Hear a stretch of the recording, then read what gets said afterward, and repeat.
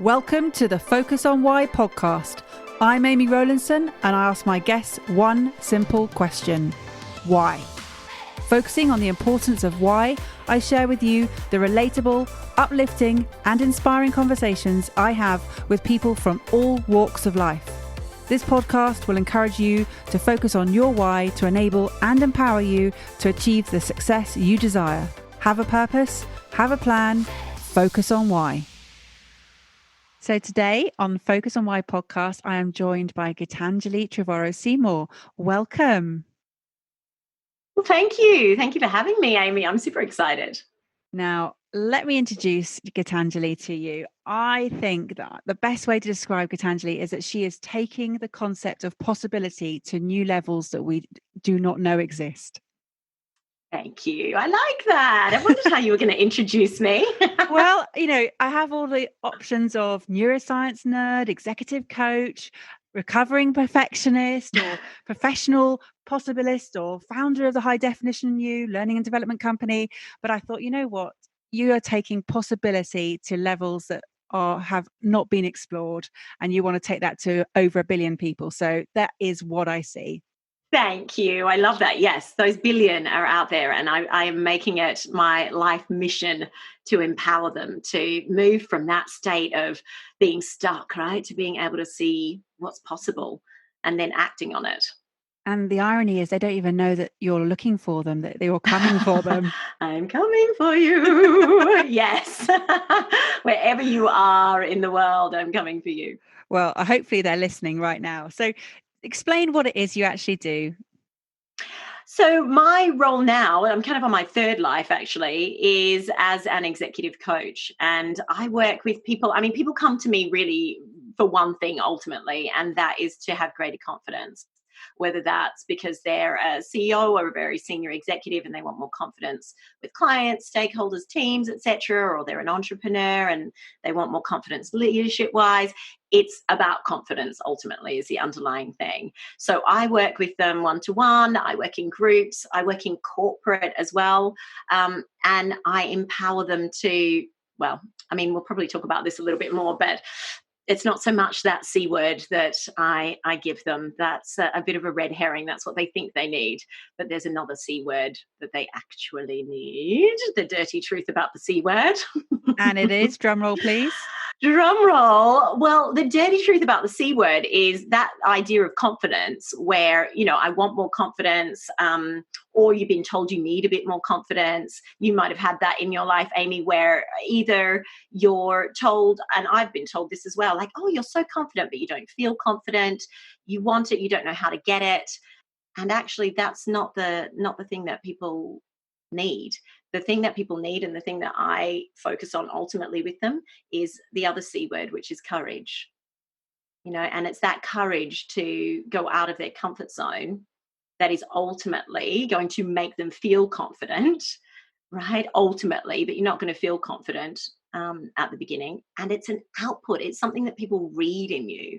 Gee, she's confident, or gosh, he came across confidently. And you and I both know, you might not feel confident inside. It's something that people read. So I want to refocus the conversation to courage.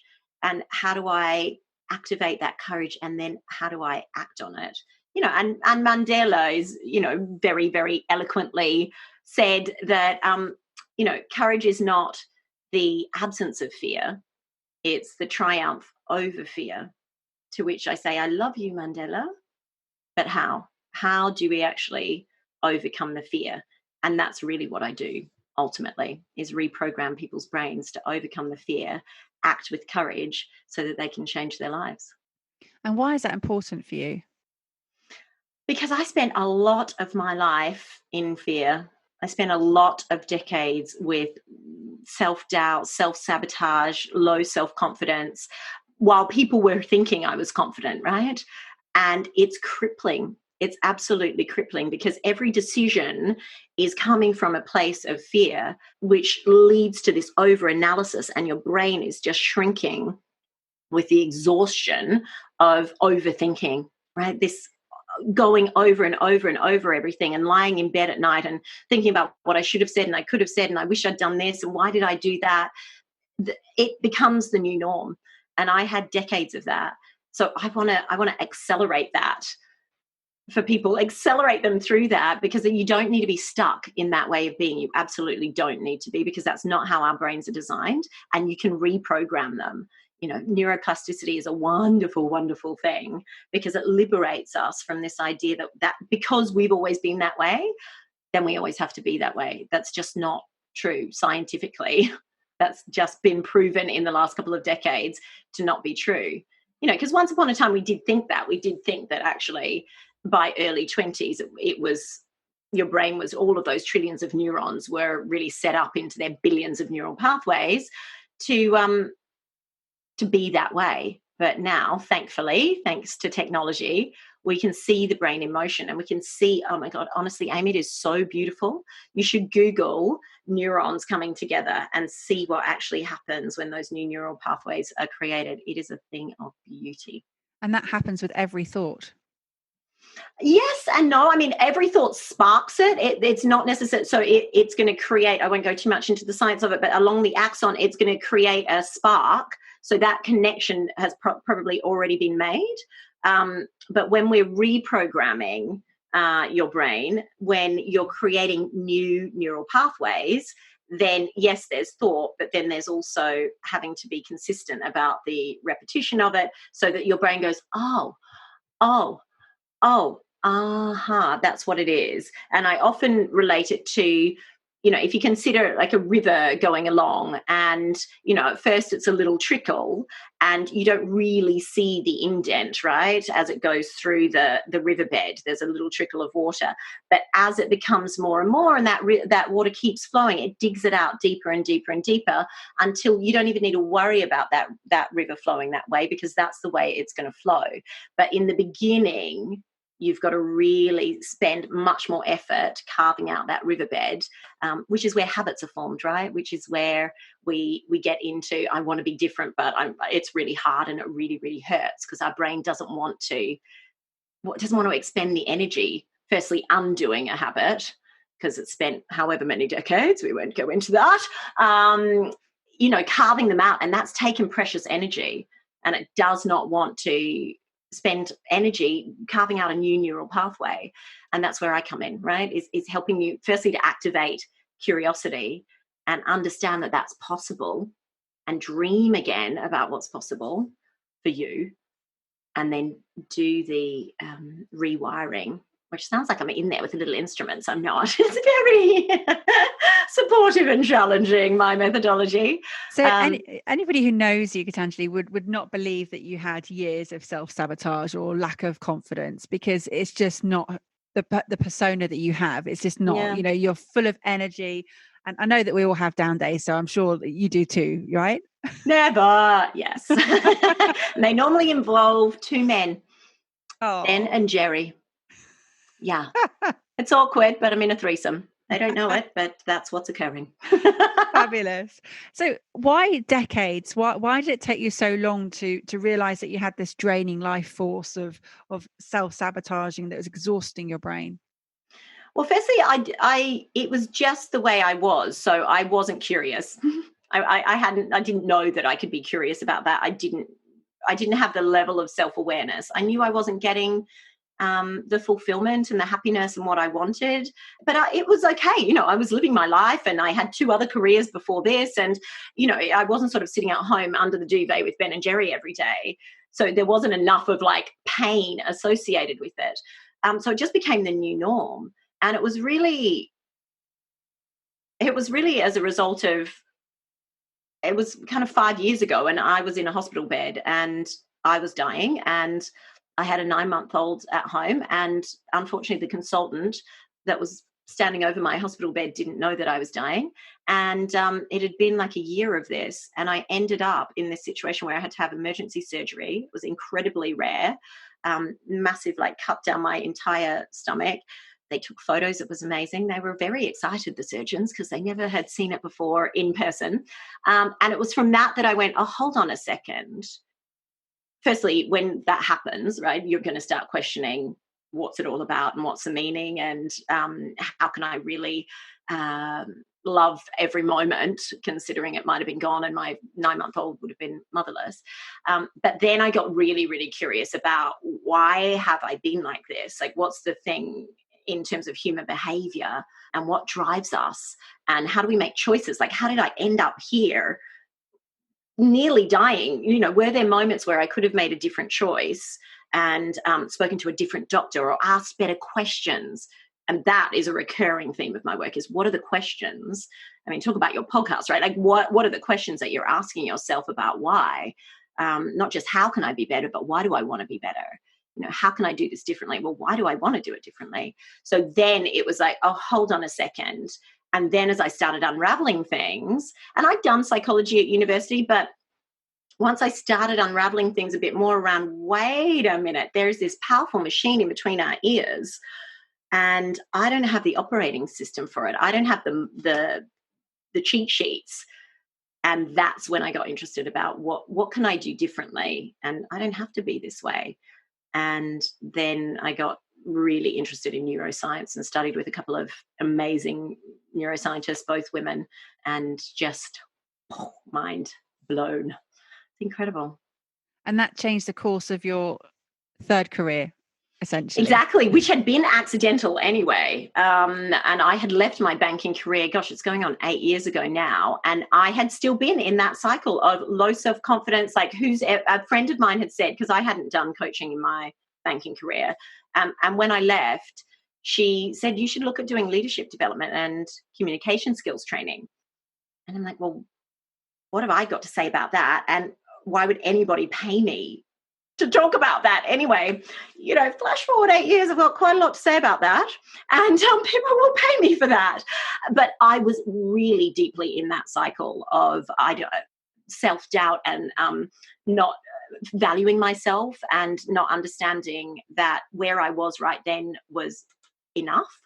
So I went into what I see a lot of the women that I work with doing is, let me get another qualification, let me do some more study, let me learn from other people. All very valuable things, by the way, but they were really stalling tactics because I didn't feel like I had enough value in that moment to contribute to the conversation. And so then that, I got more confident, and I look now at some of those like initial notes of things when I was doing initial speaking engagements and workshops, and the notes and notes and notes that I would write out.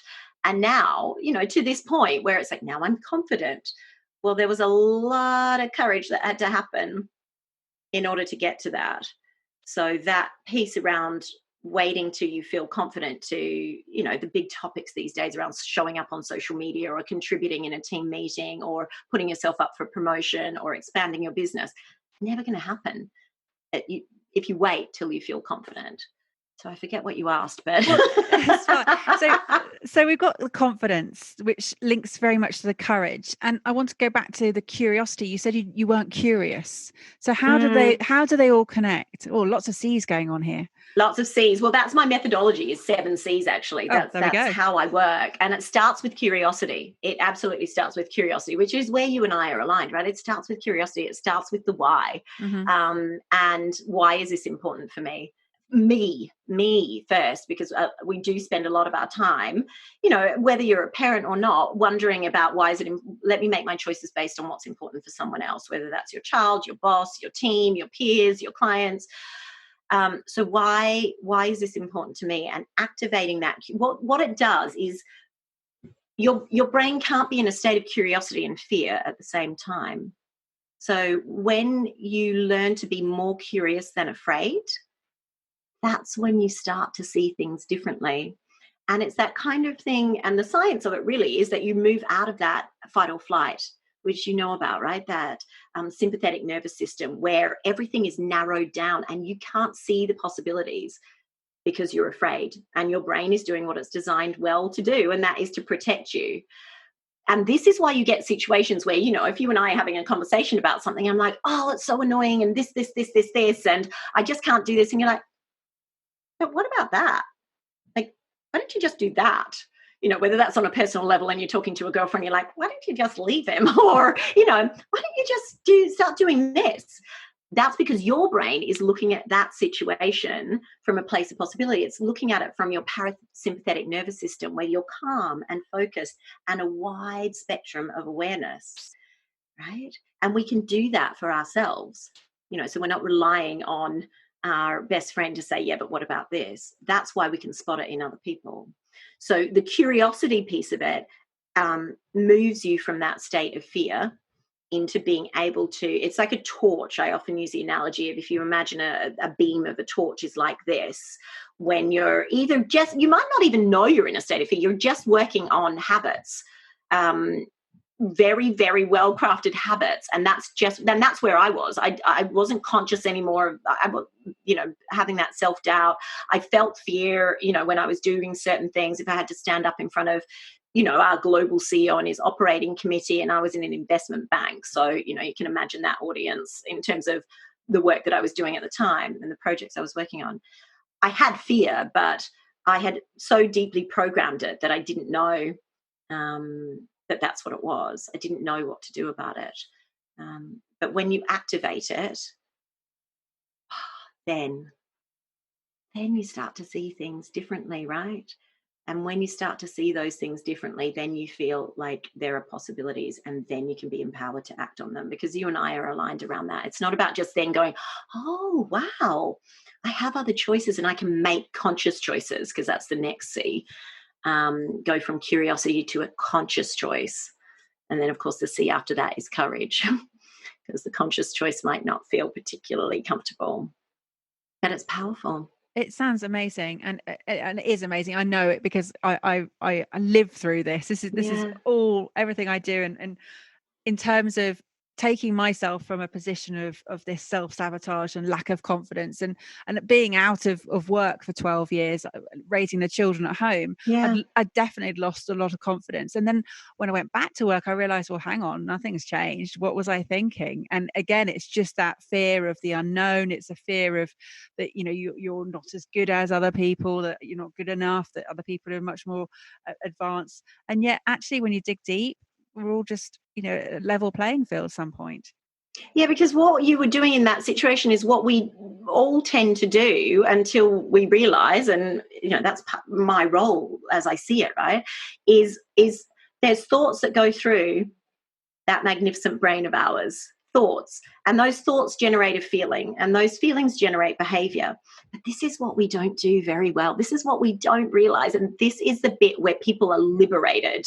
This is what I want to do, liberate them from that overthinking, because those thoughts that you had about what if I'm not good enough, etc., that's totally natural. But what we do is we grab hold of that thought and we attach meaning to it, and it's like a rabbit, and we sounds a bit rude, we have sex with that rabbit, and we populate to lots and lots and lots of little rabbits go bing, bing, bing, bing, bing, bing, bing, bing, bing. And then suddenly that one thought, which is totally natural, doesn't just pass by through our neural pathways. We grab hold of it and attach loads of other thoughts to it, and suddenly it becomes like this pit in our stomach. Suddenly we have this feeling that turns into a mood. And then that truly affects the way that we're making choices and the way that we're showing up and the way we're interacting professionally and personally. So it's totally natural. This is why I want it to be about possibility, because so many people say to me, God, you're so positive and I love listening to you, make me so happy. There's so much positivity. I'm like, the danger of that is that you feel like if you're not being positive in a situation, then you're not going to be empowered to do things differently. That's not the truth of how our psychological system is created. So it's less about, am I looking at this positively or am I being negative? It's recognizing that thought, whether it's positive or negative, is just going to pass unless I grab hold of it and create lots of rabbits from it. So it's the labeling. Yeah. Well, and the additional thinking that goes with it. And labeling is powerful to label an emotion. It's powerful for us. It's powerful for the leaders I work with. It's powerful for my children to be able to label the emotion. It's then creating more from that is the exhaustion bit, right? Because suddenly we're making up a future where you're going back to work. You're not going to be good enough. You're not going to get paid what you're worth. People are going to be laughing. And then we're making up a future that hasn't even existed. And we're paralyzed in the one that we're in right now. And then truly our torch beam is like this, and we can't see anything. And your friends will be saying, you're going to be great, it's going to be fantastic, you've got all of this, Amy, and you can't see it. And it almost makes you feel worse. I had that. People are like, but you're great at this. And then you feel even worse because people are saying, come on, you can do it. You've got this. And you're like, oh God, I should, the S word, right? I should believe in myself more. I should do that because people think I can. And that just, then you overthink that. It's so exhausting, that over-analysis, right? And then on top of that, for me, because, as you said at the beginning, because I'm a recovering perfectionist, like whatever it was that I was doing, I wanted it to be perfect. I mean, the amount of overthinking that goes along with that is paralyzing. So you're a coach now. You were a banker before that. What were you first? Just to be clear, I was not a banker. I was not responsible for the global financial crisis. I'd just like that to go on the record. Thank you very much. You were working in banking, sorry. But I did I did start in a sales role, actually, in banking. But I didn't end up as a banker. But so my first, and this was really when I was thinking about, why do I do what I do now and what drives me, is it took me straight back to what my very first passion and love was, and my first career and training. And it all started, and I can still see me now, when I was 6, and my mum is just epic. I'm one of 9, and we would go left, right and centre to the local theatre, ballet, netball, all of these things. And it was my sister's birthday, and we went to the local theatre company for her birthday, and I was 6. And she was 7, a year older than me. And we were sitting in a row. You can imagine there's 9. Well, at that stage there weren't 9, but there were always extras that came along. And it was children's theatre, so it was really interactive, right? And at one point they said, hey, listen, who wants to come down and come on stage and help us sing this song? And I'm sitting there, like, I practically disjointed my arm with my hand up. And my sister was sitting there just like physically shaking, like, please don't pick me. Obviously it's her birthday, right? And they know that. They're coming up. And she's like, no. I'm like, pick me. And when I thought about that later in life, particularly when I went to drama school, what I realized was I wanted to be a part of something that created an experience for people, that created emotion for people, because I could see people in the audience laughing and really experiencing something amazing. What I didn't realize is that, certainly didn't realize I'd end up doing what I'm doing, but when I went to drama school, again, I cannot even tell you, you had to audition, and I got offered a place, and that was a crippling, I think it was 3.5 weeks. And they said, eventually they rang and they're like, we have to give your place to someone else unless you tell us today. But I was still like, I'm not good enough. Why did they choose me? I can't believe this. I'm not going to be as good as everybody else. I started too late. I did psychology first. I'm too old to start. I mean, the rabbits, right? But I went. And one of the exercises we had to do was, why do you want to do this? Why do you want to be an actor? And I found what I wrote, because right now, going through my attic, because, that's important, sorting out all your paperwork when you've got lots of other things going on. There's science behind that, by the way, around why we do that, why we clear out our sock drawer when there's something important that we should be doing.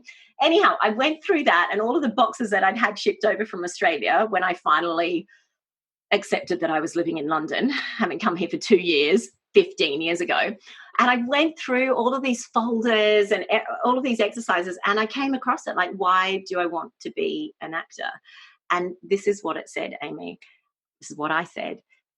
I want to be the vessel that people can safely sail upon to discover new lands. Wow. And I didn't know then that I would end up here. I just knew that I wanted to be a part of people's stories. I had been fascinated since I was a kid. I'd literally walk along the street looking at people thinking, I wonder what their story is. I wonder, are they a part of a big family? And the curiosity, right, that we talked about was there. And then it's interesting because, so then I had this, fledgling acting career because I had no belief in myself. I was top of my class, by the way, straight A's. And every single one of my teachers was like, you're going to do this, you're going to do that. That's even worse, right? Because I didn't believe it. Not even worse, but that's where I was. And And then recently, so there's always been that thing in me because that was my first passion. And then recently, a friend of mine that I went to drama school with, who's quite well known in New Zealand, we were talking about it, and I was still lamenting the fact that I hadn't fulfilled that potential, that I hadn't actually done the thing that I believed I was born to do. So if anyone's there thinking, you know, what am I doing right now? And I should be fulfilling my potential, and there's so much more than I can be doing. Obviously, that's not helping things because you're just beating yourself up. But what I didn't realize then, and what she said to me was, and I said I'd found this thing, right? And she said, that's great. She said, but when we're acting, we get to take people on that journey, and we get to help them understand and discover that new land. And I'll give you an example of that. For me, it really hit me when, did you ever see Saving Private Ryan? Oh, of course. Right? And I didn't ever have a grandparent that I spoke to about the war or anything like that. But I sat in that darkened theatre and was so profoundly affected by a film made across the oceans by someone I'd never met that actually gave me an insight into how that was for people on a very deep level. And it shifted something in me. And I remember sitting there thinking, because I'd only ever really done theatre, God, I want to be part of film because that global impact is huge, which obviously I have now as well. But the point is, she said to me, that's great. Like, as an actor, we can take people on that journey and we can hold them in that container, you know, a film, theatre, whatever it is, to discover those new lands. She said, but what you get to do now is you get to give them the tools to explore that new world. You get to give them the ability to create something when they get there that's different from where they came from.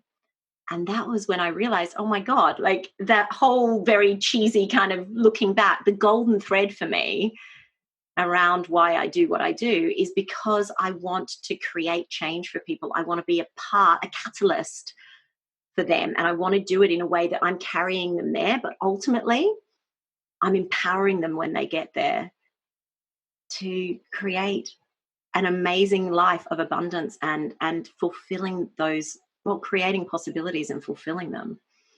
So I do feel so grateful. I know you do too, that we get to do what we do, right?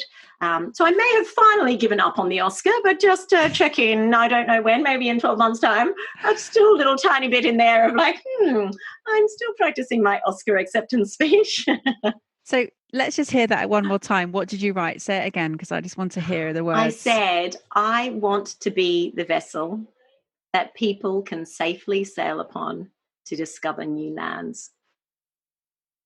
Wow, it's such a beautiful phrase. I just was thinking about that while you were saying it, and then thinking about, as you say, the journey and the sort of connecting the dots backwards, the golden thread that's pulled it all together. And yet, as a child, at sort of 6 or 7, you knew that, and yet you don't act on it until, you know, decades later, and that's not uncommon.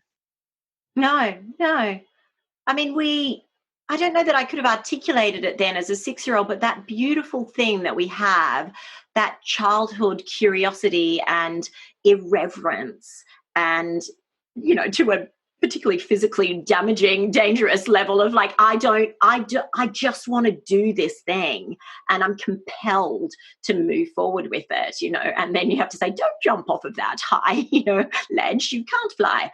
Then that starts to come in, right?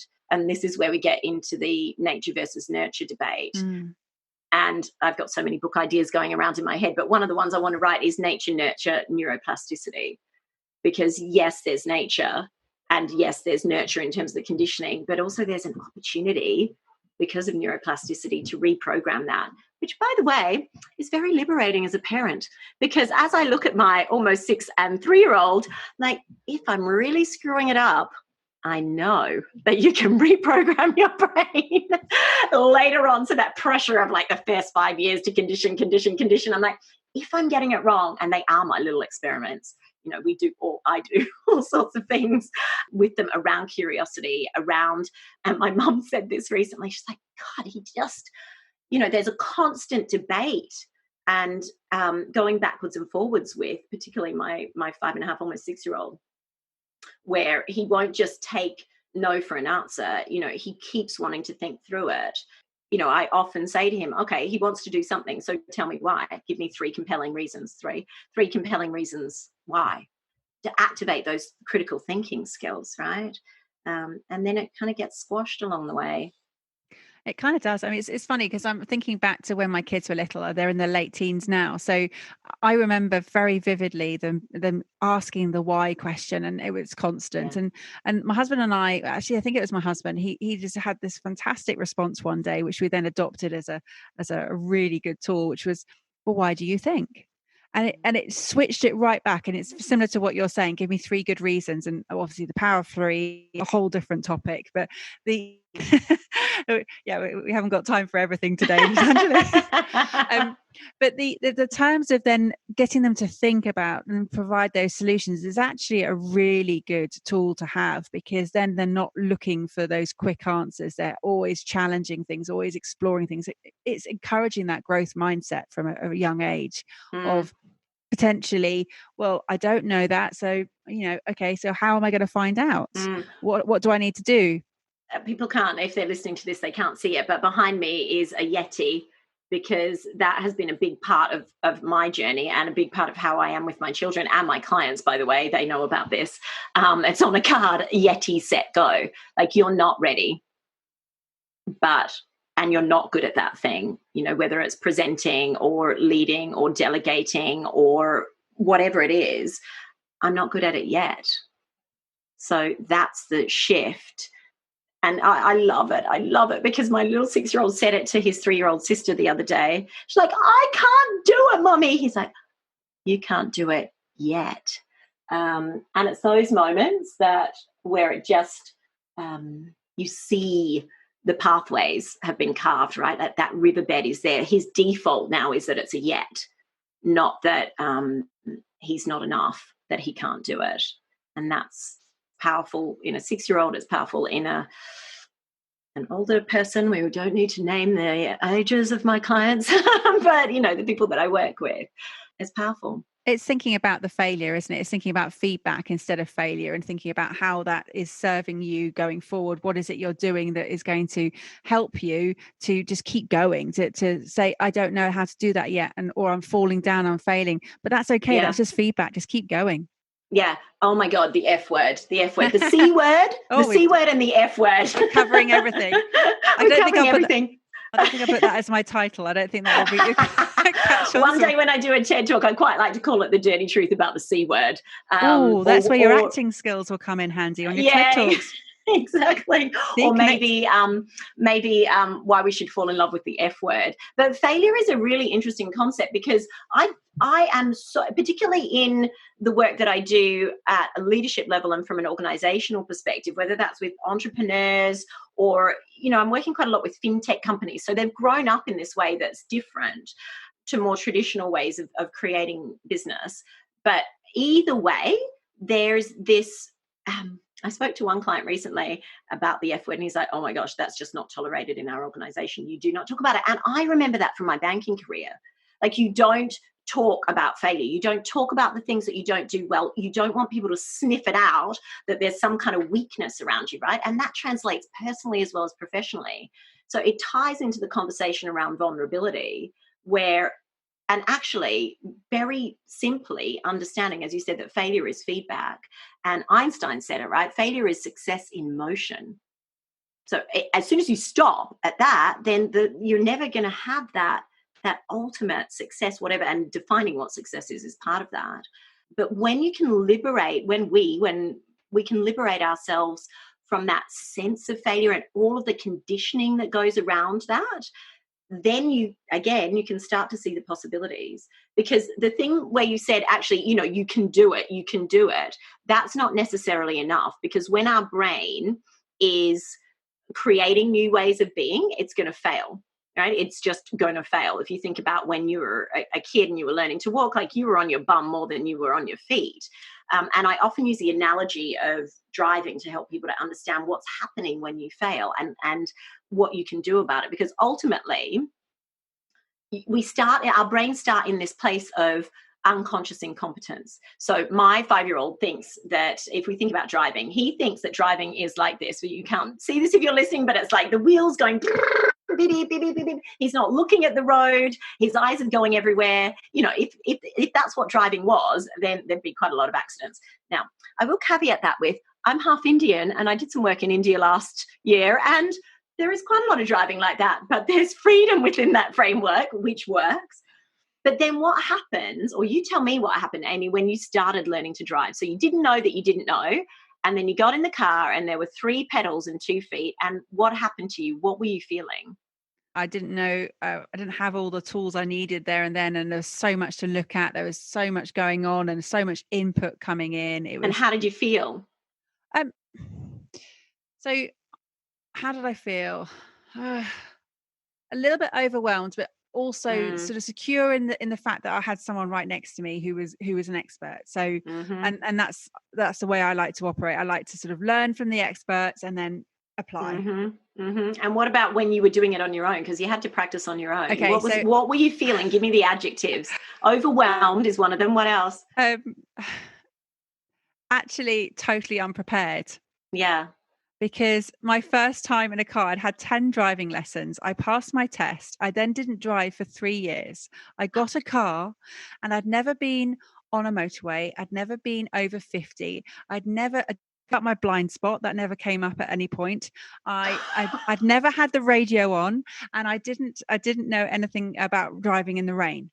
So my first time, I then drove from my home to my boyfriend's home, now my husband's home, and I found all of those things. So I found my blind spot. The hard way. I'll overtake when that car's gone past, and then I forgot that it was coming past because I couldn't see it anymore. And then there was the driving in the rain and the radio and a sensory overload. So how did I feel? Just totally overloaded. It's sort of Is it fair to say that you were probably nervous, that you were, afraid that something might go wrong, that you were, as you say, that you are overstimulated, you were worried, right? There was a level of anxiety about it. Well, I had my hands probably were in the same position for about an hour after I got there, because they'd like white knuckle ride. Yes. Yeah. That's so you go into this space of conscious incompetence. Yeah. Like, oh my gosh, now I know that I don't know what I'm doing, and it's terrifying. Why didn't you drive for 3 years out of interest? I didn't have a car and I was at university, and then I finished university. Well, I got it for the last couple of terms. So yeah, I just. So what compelled you? Why did you need it after that time? It was a gift for my 21st.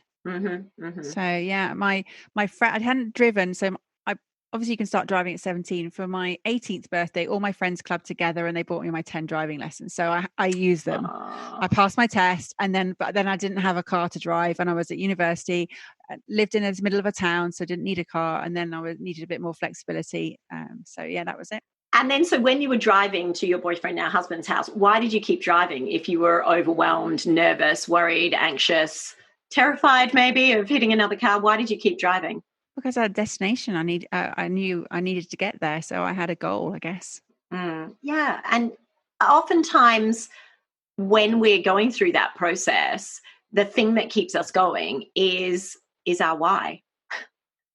A lot of people, particularly earlier on and this was the same for me, when you're learning to drive, it's your why is your level of independence. You didn't want to turn the car around on that motorway and have to say to someone else or to your boyfriend, you need to come to me. Even if we're not conscious of it, we know why we're doing something. So our brain has a very strong reason to work through what is ultimately failure. Ultimately, us doing something, not doing it well, feeling afraid, activating what's called our sympathetic nervous system. And then, so that we don't just stay there and stay stuck, it goes, yeah, but why? But why is this important? Well, I don't want my parents dropping me off at a party, if you're 17. I want independence. I want to be able to drive and see my boyfriend. So then your brain goes, okay, there's something at play here that's important to me, to us. Let's do this thing. Let's go again. Let's get in the car again. And then, as you say, we activate all of these things. This is the way to get through failure, is to firstly recognize that that's totally natural, all of those feelings. And then to say, okay, well, how did I get through that? You said you had an expert, sitting next to you. You learned from others. You and this is crucial, you celebrated the things that you were doing well. You didn't just focus on the crap. You managed that parallel park, and you're like me. You're like, yes, I nailed it. And that, by the way, activated your mesolimbic pathways, which is the reward function. Your brain was like, ooh, actually, there's something here more than the fear. Let me see what else is here. So when we're failing now in our lives, it's so valuable to look back on times when we failed before, but ultimately pushed through that. And not even pushed through that, because I don't want there to be this sense of just keep going, just get back in the car, just do it, just stand up on stage, just show up on social media, just do that live, just get that promotion. It's not that. It's there's a level of kindness to yourself to say, oh, I remember what that crazy Australian girl said. I'm just in this bit where I'm consciously incompetent. I'm actually experiencing failure. Because then what happened when you did all of that and you got through that motorway, then you go through to consciously competent. And how did you feel when you were like, I'm doing it? How did you feel? Oh, it's great. You feel perfectly in control, and then you can start thinking about other things, because Yeah. you've pushed it to a different level, so you're not actively needing all of your resources to do what you're Yeah. doing. Yeah. And how did you feel? What did you feel when you got there to your boyfriend's place? Oh, it's great. Through the rain and the Yeah, blind spot? yeah, with the white knuckles and the Yeah. the gritted teeth and things. Well, I actually never drove back home. I stayed in London, so I've been here ever since. Because you were too terrified to drive again. And that is the beautiful story of your marriage. I basically 25 years later. I've never got back in a car. I mean, oftentimes that's when we feel confident. You're like, I feel really confident. I'm doing it. I'm driving. I'm changing gears. I'm doing a hill start. I'm doing it. So that's the overriding theme that I want people to understand about the F word is you're going to experience all of that. The confident bit of it is going to come by you recognizing all of those emotions, tapping into your why, which is why I love your podcast so much. Tap back into your why, because that's what's going to get your brain to keep coming back and building those riverbeds so that you know how to, do a hill start, a parallel park, etc. But in our world, when we grow up, so you know how to have those difficult conversations, so you know how to step up and be more visible, XXX. And that conscious competence, oh, it's lovely, right? And then this is the beautiful bit. This is where your brain's done what it is magically designed to do. You move into unconsciously competent. And that is when you're driving and you drive home and you don't know which way you took. You did not even conscious of the route. Just to be clear, not because you were drink driving, just to be clear. I do not condone drink driving. Get an Uber. You're unconsciously competent. You don't have to think about it. And the interesting thing there is, oftentimes we think we're doing things quite well, and this is what's so disturbing to us in terms of failure, is we end up in a situation where we thought we knew what we were doing, and it's almost like we're now driving on the other side of the road. So we're doing something, and I lived in the States for a while, and that was how it was for me. I'm like, I thought I knew how to drive. I'm back in consciously incompetent. So just know that your brain is magnificent. Your innate intelligence is adaptive and creative, and it is designed to be resilient. It is designed to move you through those processes. If you activate the curiosity, tap into your why and make those conscious choices, and then of course do it with courage, ultimately you're going to get to that space. And then guess what? You're going to end up back up there again, but you have everything you need within you. I know that sounds evangelical, but ultimately that's me giving people the tools when they get to that land to empower them for when I'm not there with my little babies and they fly off, my clients by themselves. And you're empowered, because that is completely how we're designed as human beings, and that psychological system, that innate intelligence. Otherwise, we'd all still be crawling. So your mission to take possibility to the billion people. It's a shame you haven't got any passion behind this, Gitanjali. I know, I'm working on that, Amy. Thanks for that feedback. I'm going to take that feedback on board. I'm not going to see it as a failure, and I'm going to journal about that tonight. I'm not going to lie. I'm going to journal about that. So have the courage to be curious and not afraid is just, I totally get where you're coming from. And would you think that you would be doing what you're doing had you not had your near-death experience? Would you be questioning everything as much as you were? I don't know. It's hard to say, because that would have been a very different reality. Would I be doing what I'm doing if I hadn't, failed at my acting career? Would I be doing what I'm doing if I hadn't, managed a multi-million pound P&L and learned how to deal with, difficult conversations? I guess ultimately, when I think of, there's not one catalyst. That was a profound, ultimately, year, because I was so incredibly unwell in my life.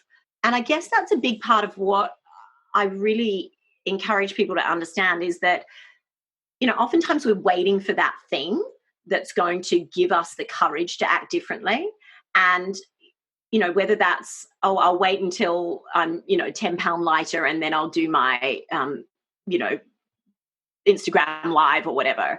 I'm waiting until I'm a certain age till I ask for that promotion. I'm waiting. But what tends to happen is these big shifts happen in our life, right? Like something happens to us, or someone that we love gets incredibly unwell, and we're like, screw it, I'm just going for it now. Because what I want to give people is that level of not urgency, but empowerment to, like, what are you waiting for? I mean, that's what I often say, right? If not you, then who? And if not now, then when? What are you waiting for to act as the catalyst to create change in your life? Whatever that thing is, imagine it, dream it, don't create that trauma, but imagine that that's happened. And then take that as your starting point. Don't wait until you nearly die. Don't wait until your mum gets Parkinson's. Don't wait. What can you do now, without also this pressure of there having to be an epic catalyst? Because I didn't know what the meaning was of my 15-year banking career. And your listeners might be in the same situation. It's easy for me to say now because I know what my purpose is, but that was decades in the making, and that's okay. If you can't articulate your why right now, and I work with people. I had a conversation with one woman last week about that. What's my purpose? How do I figure out my purpose? And I can do that. Come and see me. We can talk.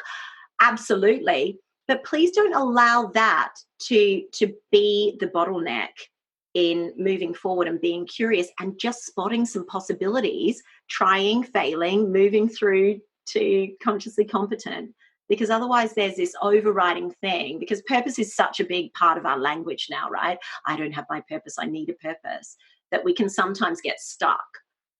If I'd got stuck in that in my banking career and was like, what's the meaning and what's the purpose? And then that joy might not have been there of what I was experiencing in the present moment. So I guess what I'm trying to say is, was it the catalyst? Would I have been where I am now? Probably not, but there are a lot of other things that I can recognize now that have brought me to this place. And aren't we so lucky to have found you? Thank you. I feel so grateful, and this mission to really, before I leave this earth, hopefully not anytime soon, because I'm not quite close to the billion as I want to be, but to really empower people, to liberate them from that overthinking, just so that they can actually truly experience joy and possibility and all of that wonder that we had as a child without the fear. That's if I can manage that, and one person a day, hopefully one of your listeners today will be that person that I've changed something in them, and they're going to act with courage and do something a little differently tomorrow or today. And how will that make you feel? Oh God. I mean, it will make me feel grateful. It will make me feel grateful that I get to do that for other people, that I get to give them that so that they don't have to experience the fear and angst and the anxiety and the stress. It doesn't have to be that way. It just doesn't. That's not how we're designed. And yeah, there's some conversations you might need to have around that to come back to alignment. Wow. But it truly does not have to be like that. Yeah. And I think that is just such a great message to sort of almost finish up on and say thank you so much for the energy that you've put into this podcast and the emotion that you've put into this podcast. You know, you literally are giving everything to delivering what you are believing is needed. And, you know, we do thank you for that. And it is not going unnoticed. And we're very grateful for everything you're doing. And how would people get in touch with you, Gitanjali? You can find me on Instagram. I probably spend too much time there. Search me on Instagram. You'll probably put the links anyway. I've just started on Facebook, so you can find me there on all the social media platforms, or LinkedIn if you're more on the corporate side of things. Find me there. Or just go to my website, highdefinitionyou.com, and you can contact me there, because however I can be of support, then I want to be. And when people can let me know what they need even more, then I can get just so much more focused on making sure that they have that in real time. So it's not, in a year or in a decade, I'm going to do this differently. So as a professional possibilist, how can you finish this podcast for us today? What I'd love to leave you with is the idea that, firstly, to be more curious than afraid, because you're going to spot the possibilities, and that's going to give you endless amounts of opportunity and abundance and fulfillment. And then ultimately, the thing I want to leave you with is the idea that the same boiling water that hardens the egg softens the potato. It's not actually the circumstances that make a difference. It's what we're made of. And you are made of so much wonder. And that's what I'd like to leave you with.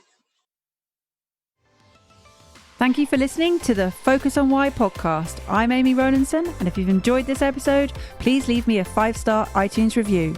Connect with me on LinkedIn, Instagram, and Facebook, and become a member of the inspiring, uplifting, and positive Focus on Why Facebook group.